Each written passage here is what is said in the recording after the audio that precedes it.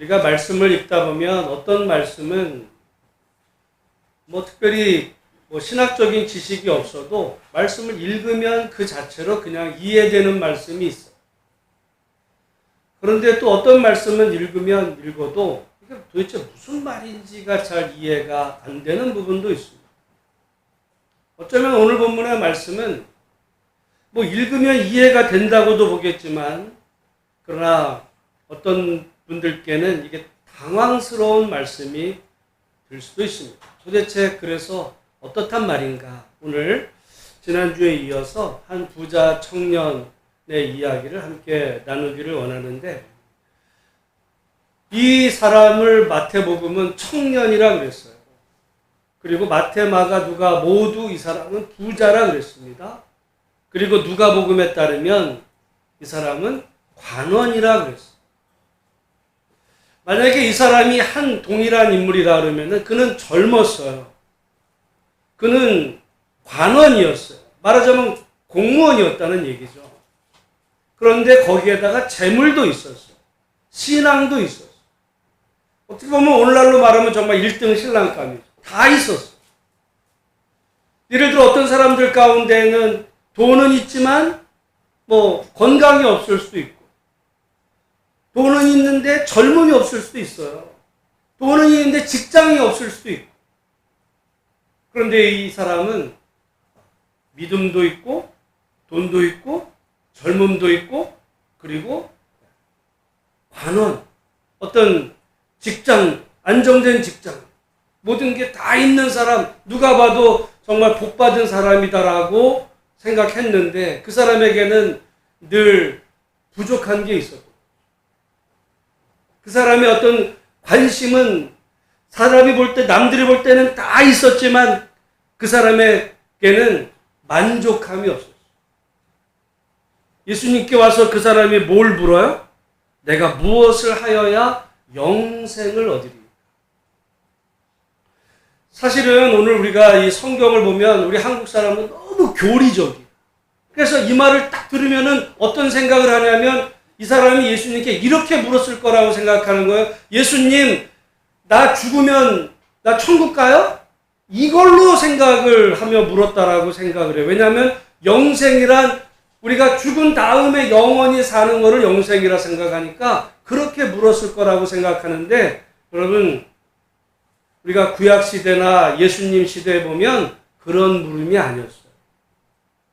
죽은 다음의 문제가 아니라 살아있는 동안의 문제였습니다. 그러니까 이 사람은 남들이 볼 때는 저 정도면 정말 만족하지 않을까라고 부러워할 만한 모든 걸 갖췄지만 자기 안에 만족이 없었던 거예요. 영생. 여러분, 영생이라는 거를 우리가 지난주, 지지난주 걸쳐서 죽은 다음에 영원히 살아가는 어떤 시간의 길이에 대한 것이 아니라 풍성한 삶이다. 풍요로운 삶이 아니라 풍성한 삶. 죽은 다음에만의 문제가 아니라 이 땅에서 하나님과 동행하며 사는 사람에게 하나님이 선물로 주시는 그 풍성한 삶에 대한 그 물음을 물었던 거예요. 여러분, 어쩌면 오늘 우리가 죽으면 천국 간다고 생각하지만 현실에 만족합니까? 여러분 안에 지금 영생이 있어요? 우리도 대부분 오늘 우리들의 삶 속에 뭔가 갈급해하고 힘들어하는 그런 마음 가지고 하나님 앞에 나왔을 때 도대체 내 안에 이 만족되지 않은 이 부분을 어떻게 하면 내가 정말 하나님의 은혜 가운데 충만한 삶을 살 수 있을까? 다 관심이 거기에 있지. 나 죽은 다음에 천국 갈까? 이건 어쩌면 여러분 나중에 연세 더 드셔서 때로 어떤 죽음의 갈림길의 앞에 설 때는 지금 물어볼지 모르지만 맨날 나 죽으면 천국 갈까 이런 물음을 가지고 살아가면요, 그것도 병돼요. 그건 바른 믿음도 아닙니다.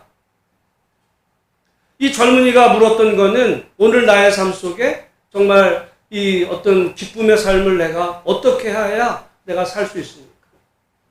그러니까 이 청년은 삶에 만족이 있었던 거예요, 없었던 거예요?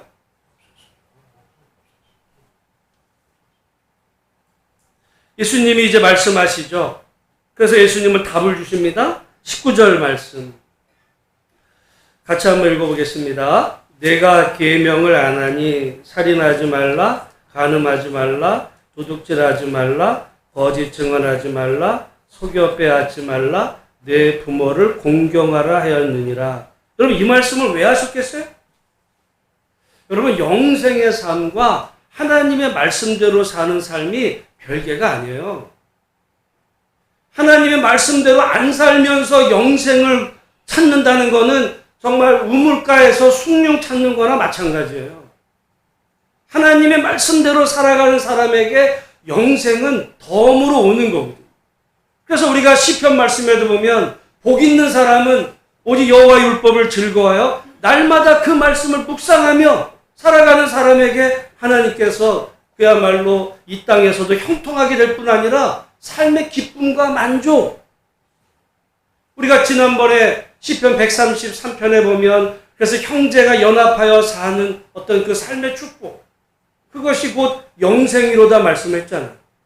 여러분 말씀대로 사는 삶의 그 안에 영생은 덤으로 주어 말씀대로 사는 사람에게 기쁨이 있습니다. 여러분 우리는 때로는 그 말씀대로 사는 삶에 주어지는 기쁨보다 젊음을 구하기 위해서 뭐 좋은 거 먹으러 다니고 말이죠. 몸에 좋다는 거 또는 뭐 건강에 좋다는 거, 돈 버는데 이런 쪽에 내가 관심을 가지고 쏟아가 보면 그러면 내 삶에 만족이 올 것 같지만 거기는 만족이 없어요.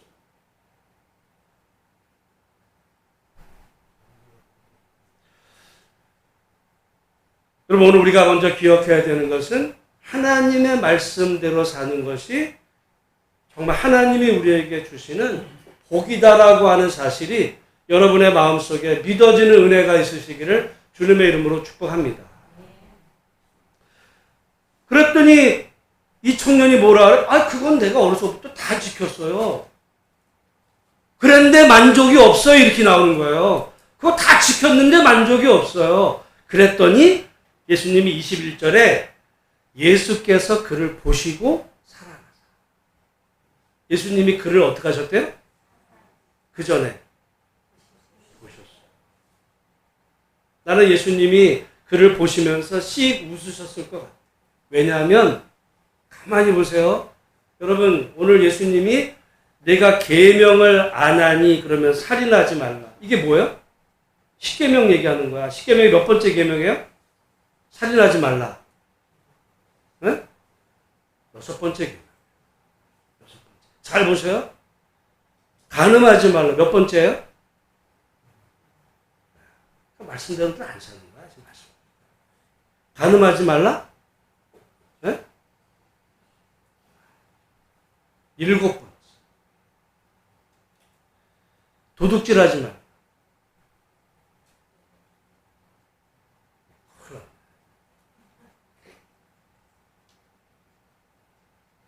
8번째.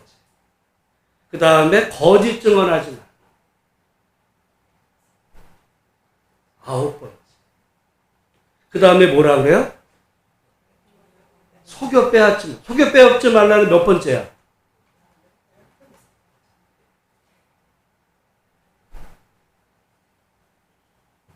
없어요. 속여 빼앗지 말라는, 여러분 우리가 이 성경 맨 뒤에 보세요. 성경 맨 뒤에 보면 십계명이 나오는 중에 10번째 계명이 뭐예요? 내 이웃의 집을 탐내지 마. 그리고 내 부모를 공경하라는 거는 몇 번째 계명이에요? 5번째. 그러면 이상하잖아요. 왜 1, 2, 3, 4계명 빼고 5계명부터 9계명까지 했어? 근데 이 사람은 지금 유대인이에요. 하나님을 경외하는 것, 하나님의 이름을 다른 신을 내게 두지 말라, 우상 섬기지 말라, 하나님의 이름 망령되이 이끌지 마. 이거는 당연한 거야. 그 다음에 안식일을 거룩히 지키라. 이건 당연한 거예요. 그럼 말할 필요도 없어. 이거는 그 사람이 유대인이면 누구라도 다. 근데 계명 안에서 예수님이 5번째부터 9번째까지 말하셨는데 몇 번째를 약간 다르게 말씀하셨다고요? 10번째. 여러분 이게 똑같은 말씀이 마태복음에도 나오고 누가복음에도 나와요. 그런데 혹시 누가복음을 한번 찾아보면 더 정확히 알 수 있어요. 누가복음 18장 페이지로 127페이지입니다. 누가복음 18장 똑같은 말씀이 20절에 보면 페이지로 신약 127페이지거든요. 한번 같이 찾은 분 읽어보겠습니다. 시작. 내가 계명을 안 하니 간음하지 말라, 살인하지 말라, 도둑질하지 말라, 거짓 증언하지 말라, 내 부모를 공경하라 하였느니라. 21절. 여짜오되 이것은 내가 어려서부터 다 지켰나이다. 여기 뭐가 빠졌어요? 응? 10번째 계명이 빠졌어.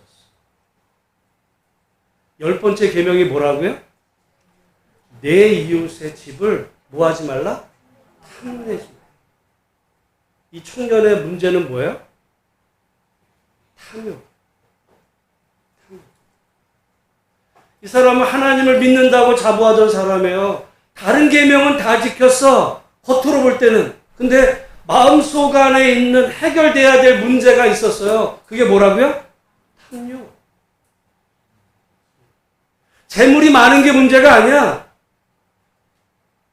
그 안에 탐욕이 해결되지 않았기 때문에 그 안에 만족이 없었던 거예요. 여러분, 돈이 얼마만 있으면 만족이 돼요? 돈에는 만족이 없어요. 그래서 한때 세계에서 최고 부자였던 사람에게 누가 물은 거야. 기자가. 당신은 얼마나 있으면 만족합니까? 라고 했더니 그 사람의 유명한 대답이 있어요. 뭔지 아세요? 지금보다 조금 더. 여러분, 지금 삼성 이재용 회장이 우리가 볼 때는 그 재산이 얼마겠어? 그럼 만족할 것 같죠? 세계에서 제일 큰 부자인 빌 게이츠나 워런 버핏이나 또는 일론 머스크 같은 사람 보고 당신은 세계 지금 최고 부자니까 만족하겠죠라고 물으면 만족할 것 같아요? 이 부자 청년의 문제는 지금 돈이 많았던 게 문제가 아니라 얼마가 있으면 그럼 많은 거야. 이 사람에는 남들이 볼 때는 많았지만 자기 안에는 늘 부족한 거야. 탐욕. 여러분, 이거는 꼭 돈만의 문제가 아닙니다. 여러분, 정치인들도 말이죠. 기초단체 시의원이 돼도 시의원의 궁극적인 꿈은 뭔지 아세요? 다 대통령이야. 저기 어디 시골에서 개척교회 하는 목사의 모든 꿈은 뭔지 아세요? 여의도 순복음교회 같은 교회 키우는 거예요. 뭐예요? 욕심이야. 사람 안에 있는 욕심. 우리가 아이들을 키우면서 그러잖아. 예를 들어 어떤 애가 학교에서 요즘 그게 문제가 되는데 어떤 애가 공부를 잘했어. 학교에 가서 100점 맞아가지고 가령 예를 들어 1등을 했어요. 그랬더니 부모가 뭐라 그래? 얘가 반에서 1등 했어. 근데 전교에서 몇 등이야? 너 다음에 전교에서 1등. 걔가 가령 다음에 전교에서 1등 했어요. 그 다음에 꿈은 뭐야? 너는 의대를 가. 여러분, 사람 안에 있는 이 탐욕의 문제는 해결이 안 돼요. 그러다 보면 늘 갈급함 속에 살아가는 사람에게 영생의 기쁨이 없는 거예요.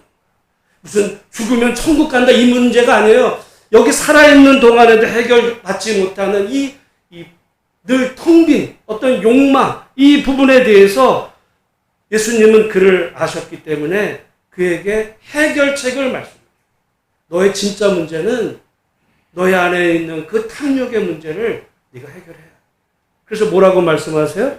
가서 내게 있는 것을 다 팔아 가난한 자들에게 주라. 그리하면 하늘에서 보화가 내게 있으리라. 그리고 와서 나를 따르라 하셔. 나한테 따르려면 돈, 헌금 다 바쳐야 돼, 재산 바쳐야 돼, 이런 얘기 하는 게 아니었어요. 그를 사랑하셔서 그가 정말 갈급해했던 그 기쁨의 그런 만족한 삶을 주시기를 원했지만 그 사람은요, 재물이 많은 거로 그 돈 때문에 슬픈 기색을 띠고 근심하며 갔어요. 결국 하나님의 나라의 그 기쁨 대신에 세상의 그 만족을 위해 살면 여러분 이 사람은 평생 근심 걱정 속에 살아갈 수밖에 없어요. 영생이라는 거는 생각을 할 수 없는 거예요. 이 사람이 하나님 믿었어요, 안 믿었어요? 믿었어요. 어쩌면 오늘 우리들일 수도 있어요, 이 사람이. 우리들일 수 있어요. 그랬더니 예수님이 이제 뭐라고 그랬어요?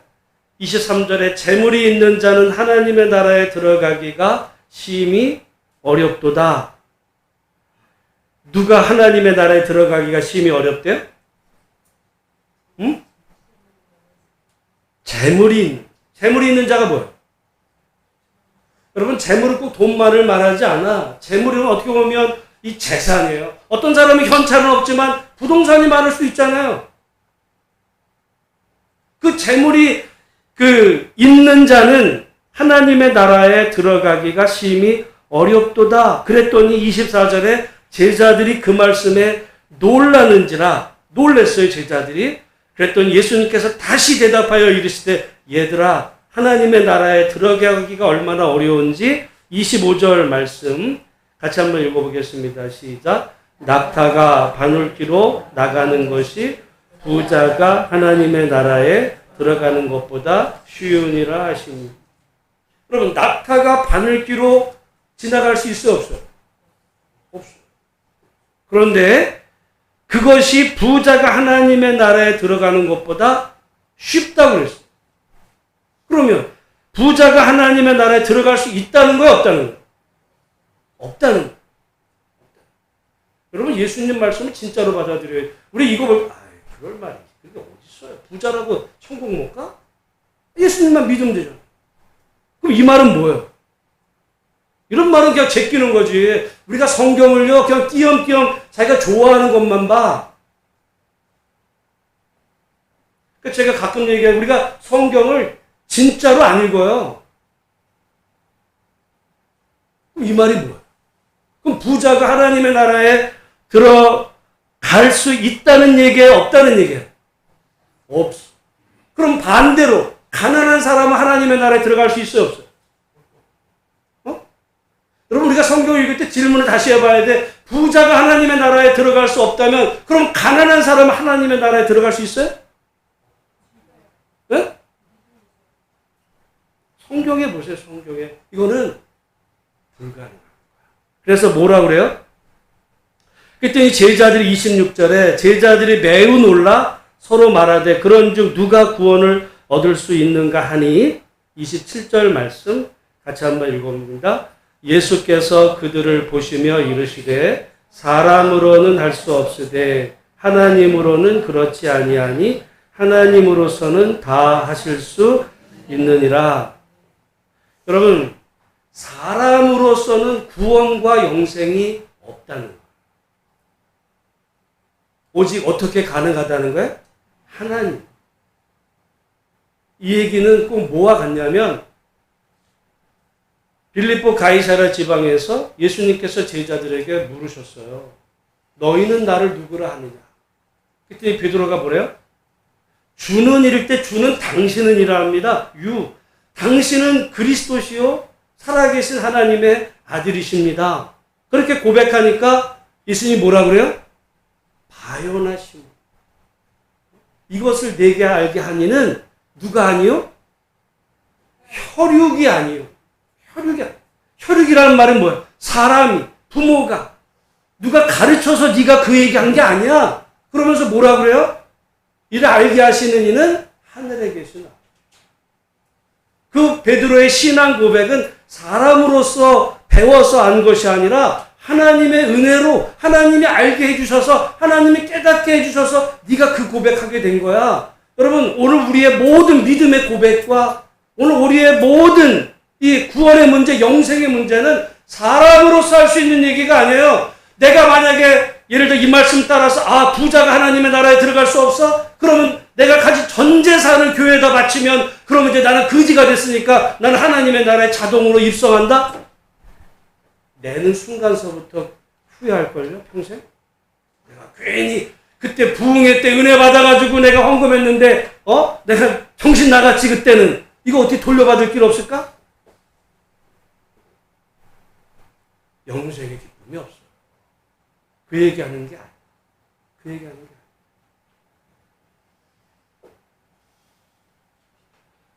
오늘 우리의 구원은 오직 하나님으로부터 가능하다. 여러분 마음속에 예수님이 정말 그 주님이라는 사실이 믿어지는, 그리고 오직 예수님을 따를 때 오늘 우리에게 하나님께서 영생을 주신다라고 하는 그 사실이 하나님의 은혜로 여러분 마음속에 믿어지는 은혜가 있으시기를 주님의 이름으로 축복합니다. 그럼 사람이 할 일은 뭐예요? 하나님이 하실 일이 있고 사람이 할 일이 있어요. 그럼 하나님이 하시는 게 사람으로서는 할 수 없으니까 아무것도 안 하면 되나요? 그렇지 않아. 사람이 해야 될 일이 있어요.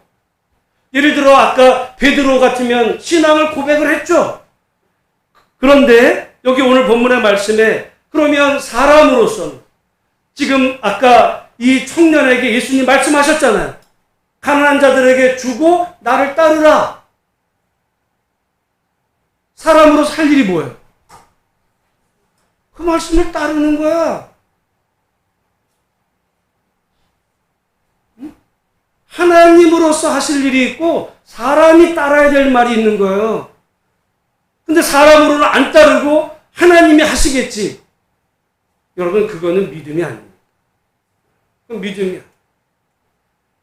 이 얘기는 꼭 뭐와 같냐면 우리가 성경을 볼 때 어떤 성경에 조금 이해가 안 되는 부분이 있으면 여러분 성경의 그 전후 문맥에 보면 그 안에 답이 다 있어요.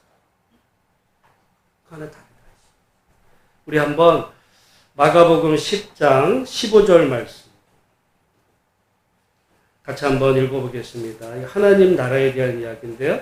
마가복음 10장 15절 같이 읽습니다. 내가 진실로 너희에게 이르노니 누구든지 하나님의 나라를 어린아이와 같이 받들지 않는 자는 결단코 그곳에 들어가지 못하리라 하시고. 그러니까 하나님의 나라에는 누가 들어간다는 거예요? 어린아이와 같이 받드는 사람. 받드는 게 뭐예요? 받드는 게. 오늘 우리는 받드는 걸 떠받든다고 그래요. 요즘 애들을 떠받들잖아요. 애가 왕이야, 집안에. 근데 애가 금덩어리에 떠받들어. 그 받드는 게 아니에요. 여기 받든다는 말은 받아들이는. 헬라어로 람반, 받아들이는. 어린아이의 특징이 뭐예요? 받아들이는 거야. 받아들이는. 여러분 그렇잖아요. 애들은요. 그래서 백지장가 같다고도 그래. 뭘 말하면 받아들여. 어른이 되면 계산하거든요. 따져봐. 저 말이 맞아? 그래서 이게 나한테 유익이 될까 손해가 될까 해가지고 계산하고 따져보는데 애들은 그게 그냥 부모가 특별히 자기가 좋아하는 사람이 말하면 그냥 받아들여. 하나님의 나라에 누가 들어간다고요? 받아들이는 사람. 근데 그 자세가 누구와 같이? 어린아이와 같이. 여러분 애들이라고 해서 무슨 순진무구하다. 요즘은 그렇지도 않아요. 요즘 애들 중에는 아주 영악한 애들도 있어요. 그 얘기하는 게 아니야. 그러나 아이들의 특징 가운데 하나가 받아들여. 어떻게 보면 계산할 줄을 몰라. 돈계산할 줄을 몰라요. 예를 들어 만약에 여기 예를 들어 아이한테 아주 어린 아이한테 여기는 여러분 다이아몬드를 하나 줬어. 다이아몬드를 하나 주고 여기에 애가 좋아하는 장난감 하나 줬어요. 요즘 애가 좋아하는 과자 하나 줬어. 여기 다이아몬드를 주고 여기 장난감 줬어요. 애가 뭘 가질 것 같아요? 우리가 볼 때는 말도 안 돼 이게. 아니 계산을 하죠 우리는. 아니 야 너 다이아몬드를 가지면 이 장난감을 얼마나 많이 살 수 있는데. 여러분은 이미 늙은 거예요. 그 계산하거든 먼저. 하나님의 나라를 우리는 그렇게 계산해. 오늘 본문에 나온 이 청년이 그 계산을 한 거야. 하나님의 나라와 자기가 가진 재산을 비교해 본 거예요. 만약에 어린아이 같았으면 하나님의 나라에 들어가는 것이 정말 내 이 모든 것보다 더 귀하다 했을 때 그럼 하나님의 나라. 근데 우리는 벌써 근데 하나님의 나라도 좋지만 재산을 생각을 해봐야지. 얼마나 아까워. 어린아이 같은 게. 하나님의 나라에 누가 들어간다고요? 어린아이가 들어간다는 게 아니에요. 어린아이와 같이 하나님의 나라를, 다른 말로 하면 하나님의 말씀을 받아들이는 사람이 하나님의 나라에 들어가고, 그 나라에 들어간 사람에게 하나님이 주시는 그 은혜의 선물이, 그것이 영생이거든요. 근데 우리는 딴 데서 영생을 구해. 예수 믿으면 죽으면 천국 가겠지, 영생을 거기서 누린다. 여기서는 삶이 매일매일이 지옥이야. 근데 예수 믿는 게 왜 그러지? 그럼 말씀대로 안 살아요. 여러분, 성경을 우리가 진지하게 읽을 필요가 있습니다. 오늘 우리들의 삶 속에 해결되지 않는 문제는 결국 오늘 이 부자 청년의 근본 문제가 뭐였다고요? 욕심. 자기 안에 그 욕심. 절대로 하나님의 말씀에도 하나님이 아무리 말씀하셔도 내가 이것만큼은 절대로 안 놔. 그런데 여기 오늘 본문의 말씀에 보면 제자들의 반응을 볼 수 있어요. 제자들이 예수님이 낙타가 바늘기로 나가는 것이 부자가 하나님의 나라에 들어가는 것보다 쉬우니라 하셨을 때 26절 같이 한번 읽어봅니다. 시작. 제자들이 매우 놀라 서로 말하되 그런즉 누가 구원을 얻을 수 있는가 하니, 제자들이 예수님의 말씀을 듣고 어떻게 했어요? 매우 놀랐어요. 그런데 여러분, 한번 생각을 해보면 우리가 마가복음을 시작할 때 예수님이 제자들을 부르러 다니세요. 그래서 제자를 만났을 때 시몬 베드로를 만나시고는 나를 따르라. 그랬더니 베드로가 어떻게 했어요? 나를 따르라 했을 때 모든 것을 버려두고 예수님 따라요. 뭘 버린 거야? 배도 버렸어요. 여러분, 요즘 배가 얼마나, 요즘도 우리나라 배가 얼마나 비싸요? 배 한 척 얼마나 하겠어요? 억 단위야, 배가. 우리가 얼마 전에 봄에 서해안에 요트 타러 갔잖아요. 그 배 하나 얼마쯤 갈 것 같으세요? 아파트 한 채야, 그게. 배가 비싸요.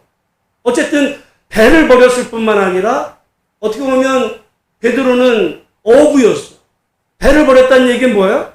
생계도 버린 거야. 미래도 버린 거야. 다 버린 거예요. 다 버린 거야. 그리고 예수님을 따랐어요. 그리고 나서 바로 이어서 세베대의 두 아들에게, 요한과 야고보에게 나를 따르라 그랬더니 세베대의 두 아들 요한과 야고보도 어떻게 했어요? 다 버리고 따랐어요. 그랬더니 갑자기 베드로가 그 생각이 났나 봐. 28절에 뭐라 그래요? 28절 같이 한번 읽어보겠습니다. 시작. 베드로가 여짜와 이르되 보소서 우리가 모든 것을 버리고 주를 따랐나이다. 예수님이 베드로와 다른 제자들에게 나를 따르라 하니까 마치 어린아이와 같이 소꿉장난하다가 엄마가 야 이제 집에 들어가서 밥 먹자 했더니 모든 것을 버려두고, 놀던 거 다 버려두고 엄마 따라 집에 가던 아이와도 같이 베드로와 다른 모든 제자들이 하던 일 다 버려두고 예수님을 따랐어요. 자기들이 그랬던 거야. 하나님의 나라를 누구와 같이 받아들였어요? 어린아이와 같이. 그랬는데 오늘 본문의 상황이 조금 바뀌니까 그 부자 청년에게 재물을 가난한 자들에게 나눠주고 나를 따라했더니 그게 뭔 말이야? 이해를 못하겠어요. 이해를 못하기는 자기들이 했던 일이면서. 여러분, 예수님이 우리를 영생으로 인도하시는 데는 동일합니다. 어린아이와 같이 하나님의 나라를 받아들이는 자. 근데 사람들은요, 너무 머리가 컸어. 그래서 계산을 해.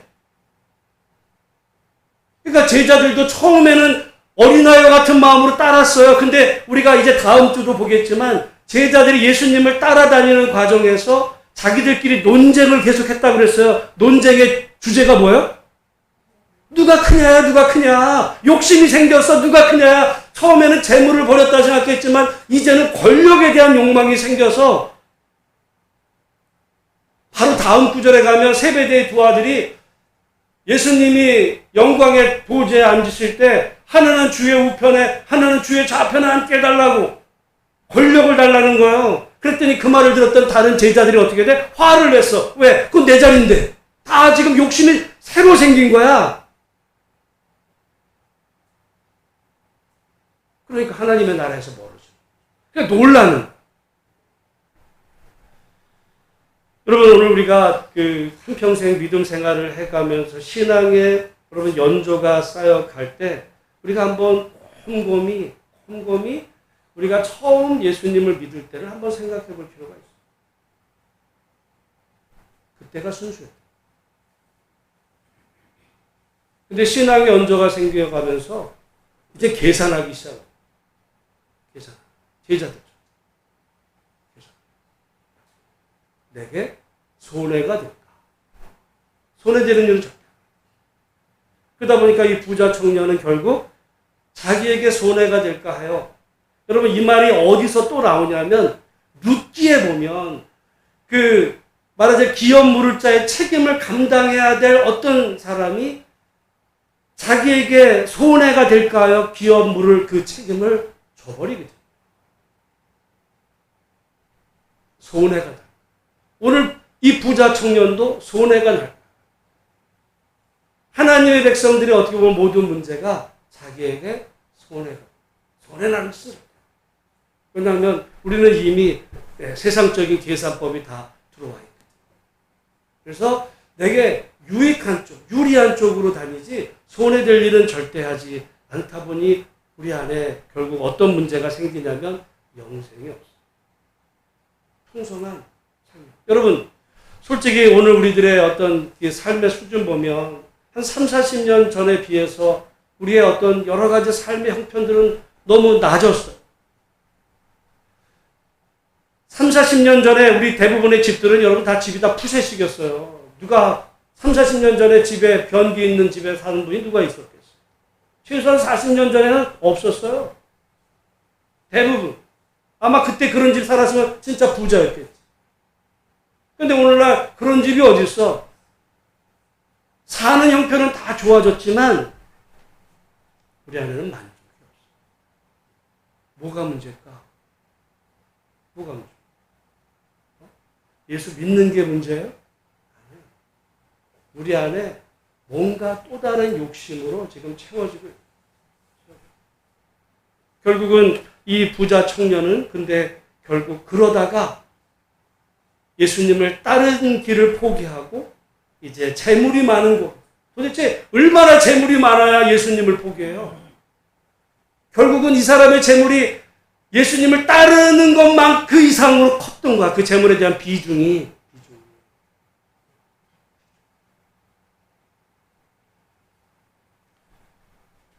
아까도 말씀드리지만 부자만 하나님의 나라에 못 들어가는 게 아닙니다.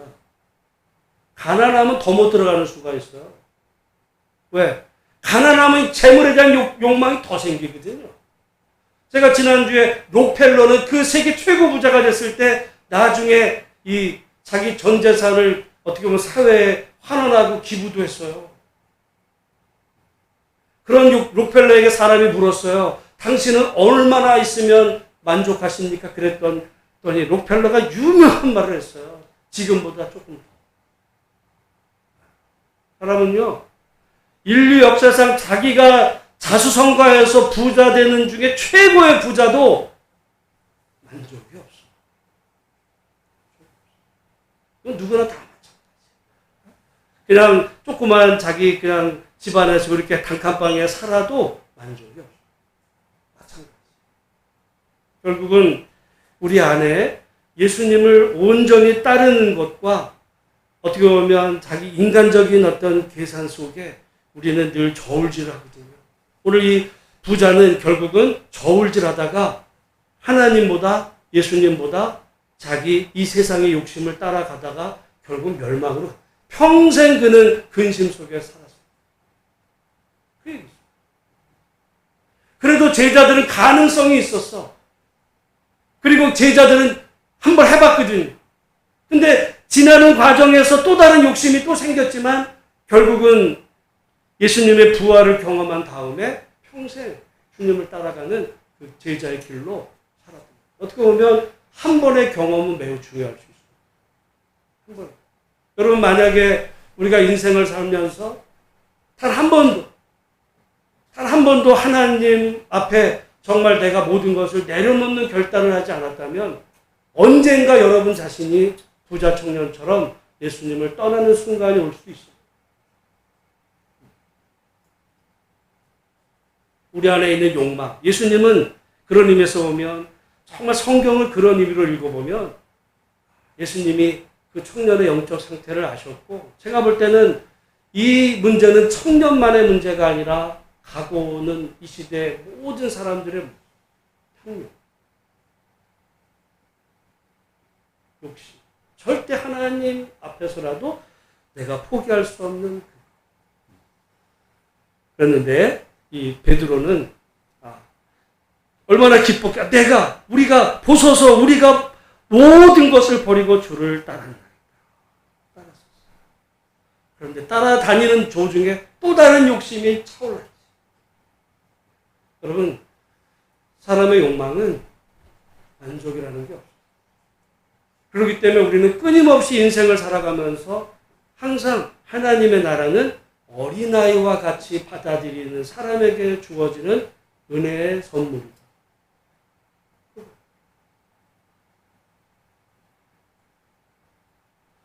오늘 모쪼록 누가 구원을 얻을 수 있으면 오늘 제목이 누가 구원을 얻을 수 있는가.